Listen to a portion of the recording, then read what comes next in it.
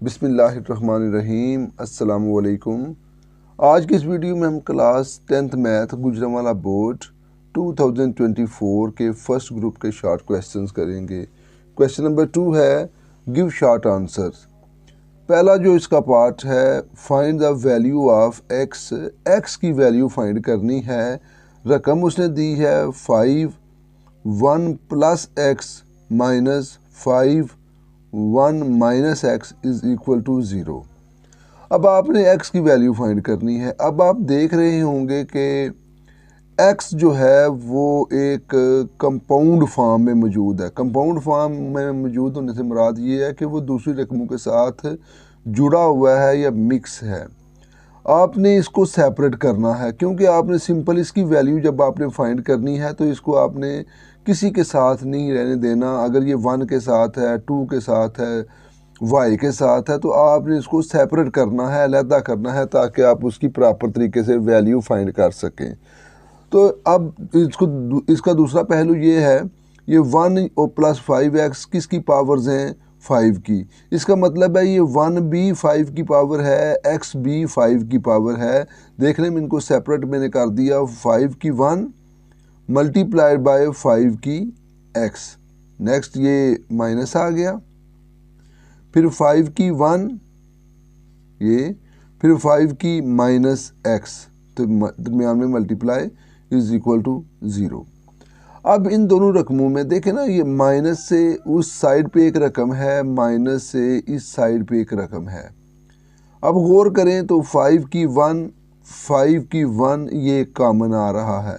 5 की 1 का मतलब 5 ही होगा। यहाँ पर 5 की 1 नहीं लिखा हुआ, सिंपल लिखा है कि 5 कॉमन आ गया। अब कौन सी चीज़ कॉमन नहीं है? 5 की x और 5 की माइनस एक्स कॉमन नहीं है, वो भी लिख दिए गए। Is equal to 0। अब अगर गौर करें 5 जो है वो 0 के इक्वल है। देखें नज़र आ रहा है इधर 5 इक्वल टू 0 और 5 की x माइनस 5 की माइनस एक्स भी इक्वल टू 0। तो 5 इक्वल टू 0 इसका तो किस्सा ख़त्म हुआ, यानी कि ये हल हो गया। इसकी जो वैल्यू आनी थी वो आ गई। और क्योंकि हमने इसकी वैल्यू तो फाइंड करनी नहीं थी, लेकिन ये सवाल से निकल गया बाहर। जब इसकी वैल्यू 0 आ गई तो ये सवाल से बाहर निकल गया। बाकी हमारे पास आ गया 5 की x माइनस, अब 5 की माइनस x है ना, तो इसको प्लस x लिखने के लिए हम बटे में लिख देंगे। तो बटे में जाके माइनस 1/5 की पावर प्लस x हो जाएगी, इज इक्वल टू 0 आ गई। अब यहाँ से हमने x की वैल्यू का अमल स्टार्ट करना है कि कैसे हम मालूम कर सकते हैं कौन सी चीज़, कौन सा प्रोसेस जो है वो आसान है। तो हम करते हैं कि 5 की पावर x को हम y के इक्वल रख लेते हैं। तो 1/5x आपको पता है 5x का रेसिप्रोकल उलट है, तो 1/5x की वैल्यू जो होगी वो 1/y होगी। अब ये रकम 5x माइनस 1/5x ये लिखी जा सकती है y minus 1/y is equal to 0। अब y और माइनस 1/y का एलसीएम अगर लेंगे तो वो y आएगा। y को अगर आप इससे मल्टीप्लाई करेंगे तो y की 2 हो जाएगा। y को अगर 1/y से मल्टीप्लाई करेंगे तो वो 1 आ जाएगा, क्योंकि 1 y और y आपस में कैंसिल हो जाएंगे, इज़ इक्वल टू 0। अब आपके पास रकम आ गई y² minus 1 is equal to 0। तो -1 इधर जाके प्लस हो जाएगा।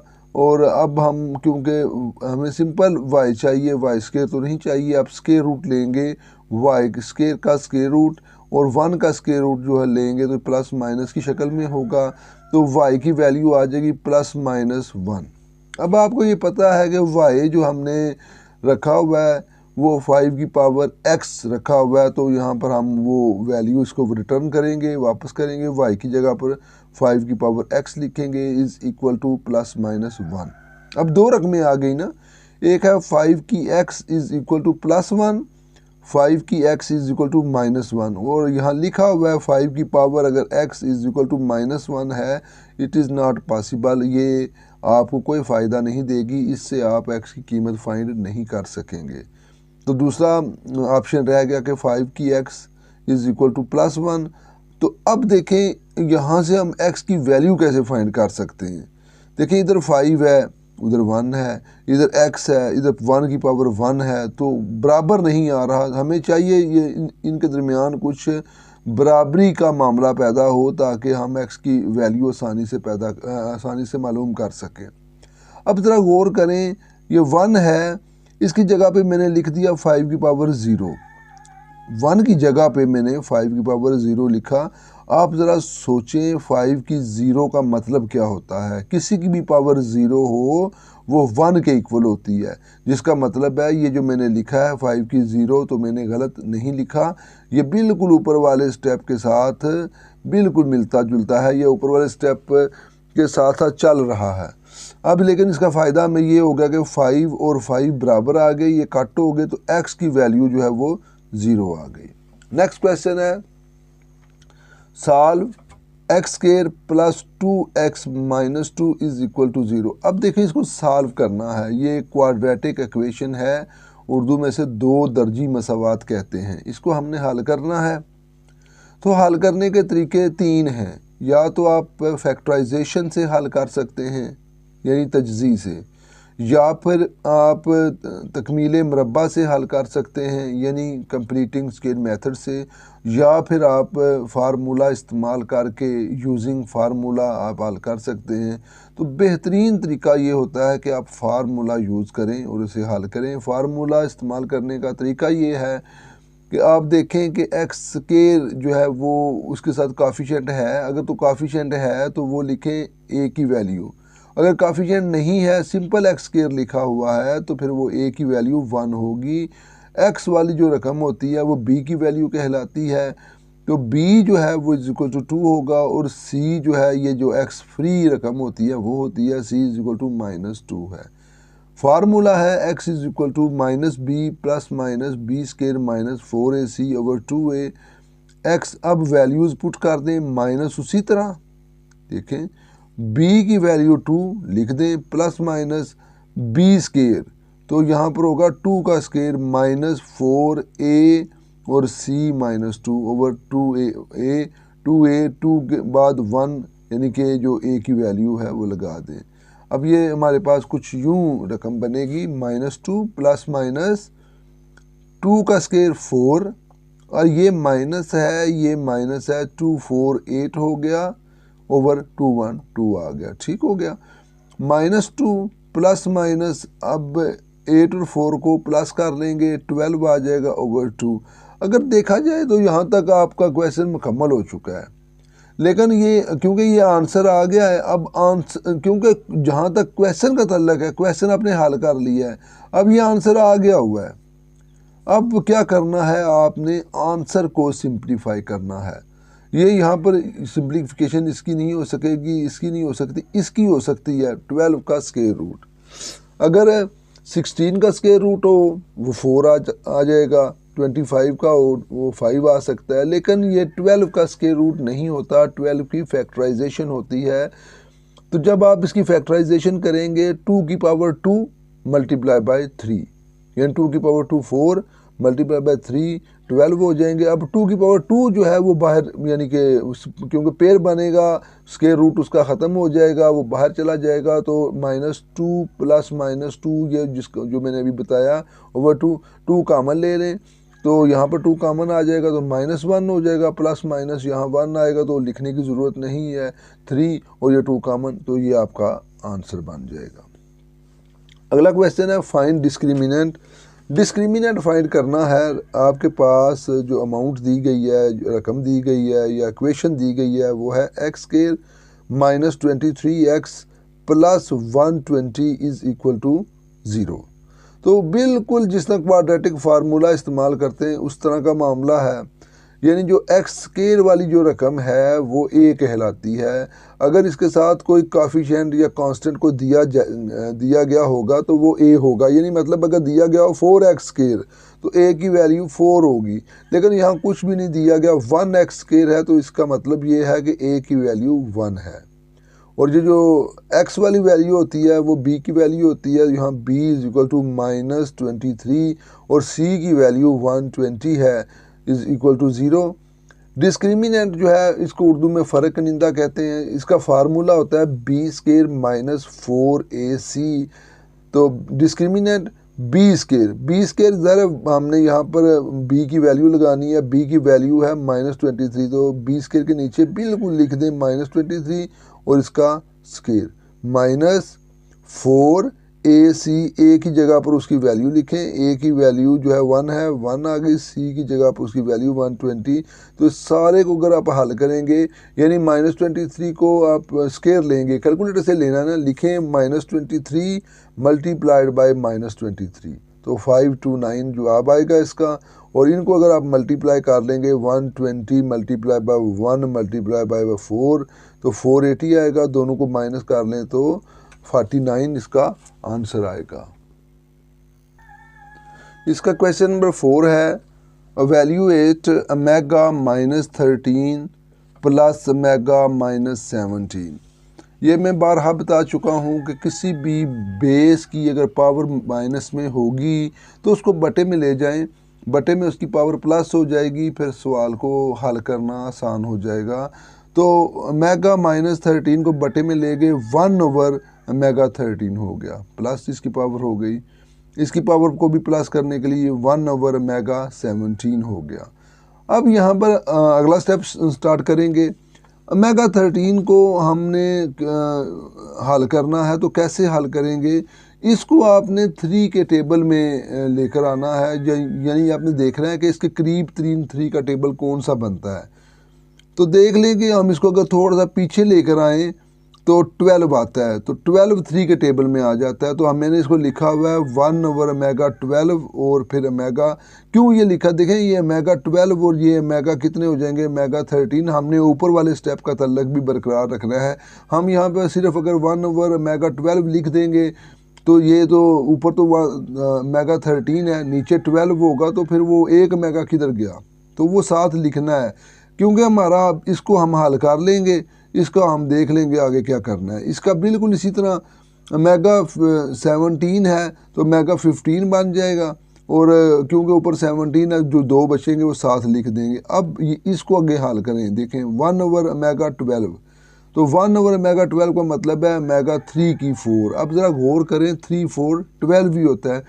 ऊपर वाले स्टेप का तल्लक नीचे वाले स्टेप के साथ होना चाहिए। अगर आप नीचे वाले स्टेप को हल करें तो ऊपर वाला स्टेप आना चाहिए।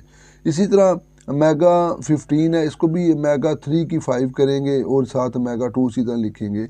ओमेगा 3 की 5 या ओमेगा 3 की 4 क्यों किया? क्योंकि हमारे पास ओमेगा 3 की वैल्यू होती है और वो वैल्यू 1 होती है। तो यहाँ पर हम 1 लिख देंगे, यहाँ पर 1 लिख देंगे, तो हमारा क्वेश्चन काफ़ी हद तक सॉल्व हो जाएगा। तो ये लिखा हुआ है 1 की पावर 4, यानी ओमेगा 3 की जगह पर 1 लिख दिया, 4 उसकी पावर है वो लिख दी, और मल्टीप्लाई बाय ओमेगा। इस तरह प्लस यहाँ इसकी जगह पर 1 लिख दिया, इसकी पावर 5 मल्टीप्लाई बाय ओमेगा 2। अब देखें 1 की पावर 4 है तो ज़ाहिर है वो 1 ही होगी, तो हमारे पास सिंपल 1/ओमेगा ही बचेगा। इसी तरह 1 की पावर 5 1 ही होगी, ओमेगा स्केयर बचेगा, वो इसी तरह लिख दिया, यानी 1/ओमेगा प्लस 1/ओमेगा स्केयर। अब इन दोनों का ओमेगा का और ओमेगा स्केयर का एलसीएम जो आएगा वो होगा ओमेगा स्केयर। ओमेगा को ओमेगा स्केयर पे डिवाइड करेंगे तो 1 ओमेगा बचेगा, वो ओमेगा इधर लिख देंगे। ओमेगा स्केयर को ओमेगा स्केयर पे डिवाइड करेंगे, सब दोनों कट जाएंगे, ख़त्म हो जाएंगे, 1 बचेगा, तो 1 इधर लिखेंगे। अब ओमेगा प्लस 1 की जो वैल्यू है वो माइनस ओमेगा स्केयर होती है, आगे बिल्कुल उसके सामने लिख दी हुई है मैंने, माइनस ओमेगा स्केयर और नीचे ओमेगा स्केयर। ओमेगा स्केयर और ओमेगा स्केयर कैंसिल, -1 आपका आंसर आ जाएगा। यहाँ पर थोड़ी सी मिस्टेक है, इसको दुरुस्त कर लें, ये -1 है, ठीक हो गया, ये -1 है, -1 आंसर आएगा। इसके बाद नेक्स्ट क्वेश्चन है write quadratic equation by following roots. ये रूट्स उसने दिए हुए, आपने इन दोनों को इस्तेमाल करके इक्वेशन बनानी है। तो सिंपल ये बेहद आसान क्वेश्चन है, 2 नंबर दे दे वो, या ये 2 रूट्स होंगे, उनको आपने इस्तेमाल करके एक इक्वेशन बनानी है। तो तरीकाकार क्या है, उन दोनों को जो अमाउंट्स दोस्तों दी होंगी उन दोनों को आपने प्लस करना है। देखिए लिखा हुआ है एस, एस का मतलब है सम। 1 + 5 क्या आ गया 6, और फिर उसके बाद उन दोनों को मल्टीप्लाई करना है, उनका प्रोडक्ट लेना है। प्रोडक्ट को पी से शो करते हैं, प्रोडक्ट 1 × 5, 5 आ गया। अब जो जनरल इक्वेशन होती है वो ये होती है x² - SX, ये इसको 5 ना दे पड़िएगा, ये S है, SX + P = 0। Putting values x के, उसी तरह s की वैल्यू आपके पास आ गई ना, देखें आपके पास s की वैल्यू क्या है 6, तो यहाँ -6x हो जाएगा, प्लस p की वैल्यू भी आपके पास है 5, वो लिखते हैं = 0। नेक्स्ट क्वेश्चन है आपके पास, फाइंड p फाइंड करें इफ़ द रेशो ये हैं 2p + 5 ratio 3p + 4 and 3:4 are equal. दो रेशो दी हुई हैं, एक रेशो ये है और एक रेशो ये है, दोनों इक्वल हैं। देखिए मैंने कर दिया है दोनों रेशो, एक रेशो ये, एक रेशो ये लिखी, दरमियान में इक्वल डाल दिया क्योंकि उसने कहा है कि इक्वल। अब क्या है, रेशो बटे को शो करती है 2p + 5 ओवर 3p + 4। ये देखें 3:4 का मतलब भी 3/4 है, 3/4 है, वो लिख दिया। अब क्रॉस प्रोडक्ट करेंगे, डेफिनेटली पहले आप इसको इससे मल्टीप्लाई करेंगे, फिर इसको इससे मल्टीप्लाई करेंगे। 4 को 2 से यानी 4 को 2p + 5 से मल्टीप्लाई करें, 4 को 2p से करेंगे 8p, 4 को 5 से करेंगे 20, 3 को 3 से करेंगे 3p से करेंगे 3 9p, 3 को 4 से करेंगे 12। अब जाहिर है p वाली रकमें एक साइड पे और p से फ्री रकमें एक साइड पे, क्योंकि हमने p की वैल्यू फाइंड करनी है। अब ये 9p है, 8p इधर से उधर ले जाएं, प्लस का है तो उधर जाके माइनस हो जाएगा, 9p - 8p। अब ये 20 है, +12 जाके -12 हो जाएगा, तो ये 8 आएगा, p की वैल्यू 8 आ जाएगी। अब नेक्स्ट क्वेश्चन है, y प्रोपोर्शनैलिटी साइन 1/x और y की वैल्यू दी हुई है 4, x की वैल्यू दी हुई है 3, तो कहता है k की वैल्यू फाइंड करें। प्रोपोर्शनैलिटी साइन को ख़त्म करें, इसकी जगह इक्वल लेकर आएँ। जब आप प्रोपोर्शनैलिटी साइन को ख़त्म करते हैं तो फिर यहाँ कांस्टेंट लगाना पड़ता है 1 की जगह पर, वो कांस्टेंट k होता है जिसको आपने मालूम करना है। तो y = k/x, y की वैल्यू यहाँ लिख दें, k की फाइंड करनी उसी तरह लिखें, और x की वैल्यू उसने दी होगी 3, वो भी लिखें। क्रॉस प्रोडक्ट करें, 4 को 3 से मल्टीप्लाई कर लें तो k की वैल्यू 12 आ जाएगी। अब आ गया आगे क्वेश्चन नंबर 8, ये एक डेफिनेशन है। डेफिनेशन से परहेज ना किया करें, डेफिनेशन से बच्चे भागते हैं। डेफिनेशन याद करें, जो डेफिनेशन ये आ रही है इनको बार बार याद करें, तकरीबन यही आती हैं। ये नंबर स्कोरिंग जो है चीज़ होती हैं, इसमें गलती थोड़ी बहुत हो भी जाए तो फिर भी गुजारा हो जाता है। सवाल में गलती जो है वो गुजारा नहीं होता, सवाल गलत हो सकता है। डेफिनेशन में अगर थोड़ी बहुत मिस्टेक हो तो डेफिनेशन के नंबर मिल जाते हैं। डिफाइन थर्ड प्रोपोर्शनल, यानी कि तीसरा मुतनासिब मालूम करें। कहता है इफ़ 3 क्वांटिटीज़, अगर 3 मिकदारें दी गई हैं A, B and C are related, वो आपस में मिली हुई हैं as A:B proportional to B:C, then C is called the third proportional. आज के लिए इतना ही। इंशाअल्लाह ताला नेक्स्ट वीडियो में अगले बोर्ड के शॉर्ट क्वेश्चन लेकर आपकी खिदमत में हाज़िर होंगे। दुआओं में ज़रूर याद रखिएगा। खुश रहें, इजाज़त दें, अल्लाह हाफिज़।